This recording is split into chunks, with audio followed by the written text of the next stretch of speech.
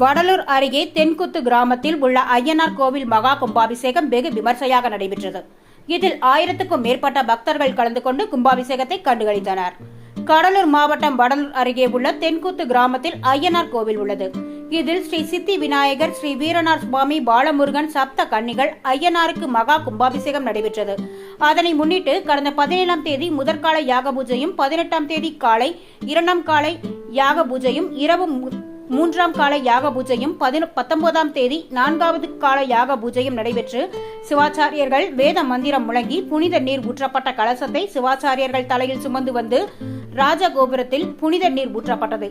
இதனை தென்குத்து, வடக்கு மேலூர், வானாதிராயபுரம், கோட்டகம் உள்ளிட்ட கிராம மக்கள் 1000க்கும் மேற்பட்டோர் மகா கும்பாபிஷேகத்தில் கலந்து கொண்டு கும்பாபிஷேகத்தை கண்டுகளித்தனர்.